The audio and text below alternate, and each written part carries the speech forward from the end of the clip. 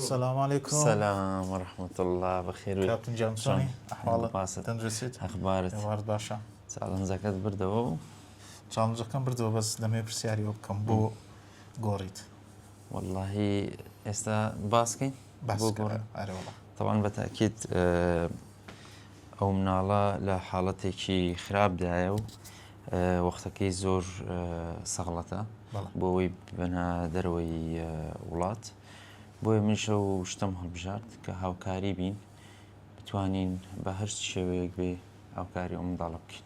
دەستەکانت خۆش بێ نمونەت زۆر بێ ئەوەندەی کە من گوێم لێ بووە زۆرترین کاری خێرخوازی دەکەی هیوادارم نمونەی جەنابەت زۆر بێ بۆ ئەو چاڵنجەشم بە هەمان شێوە کەسێک هەیە خاوەن پێداویستی تایبەتە پێویستی بە کۆمەڵک هاوکاریە جەنابەت دەبێ ئەو هاوکاریانەی بکەیت لە بیدات ئۆخەر خۆم دەدا بە دۆڕ گۆڕیت بۆ ئەوەی کە هاوکاری منداڵێک بی کە تەمەنی 5 مانگە بزانی معلومات هەبێت لەسەر ئەوەی کە ئەو منداڵە وڵی پێ خۆشە گەر ئەو منداڵە انشاءالله خدا شفای دەدا.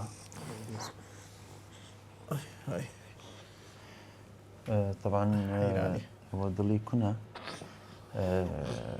نەخۆشی دڵی هەیە ئەویش نیشتەرگەرەکەی دەبێت بە زووترین کات بڕاتە دەروی وڵات لەبەرەوەش گۆڕیم حاڵەتەکەی ئەم سەغڵەترە و منداڵە و بتوانین بە هەر شێوەیەک بێ هاوکاری بین.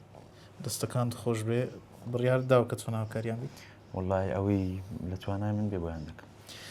دەست خۆش بێ نمونە زۆر بێتن دەمەوێت لێرەوە زۆر سوپاسی کاکشێرکۆ بکەم کە ئەو چاڵنجەکەت گۆڕی هیوادارم هەموو لایەک بتوانن هاوکار بن ئەو کەسانێک کە حەزشان لێ هاوکاری ئەو منداڵە جوانە بن ژمارەی ئەوان لە لای ئێمە هەیە دەتوانن پەیوەندیمان پێ بکەم بۆی هاوکاریان بن کە ژیانی ئەو منداڵە ڕزگار بکەم.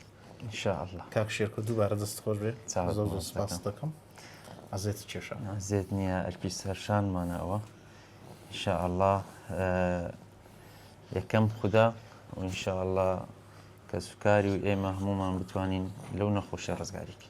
ئامین ئینشاءالله خوددا بە هاوکاری جەنابتە و کەسانی کە هاوکارش دەبن شیفای عاجلی بۆ بنێرێتن ئینشاءالله. ماشەڵڵا زۆر جوانە.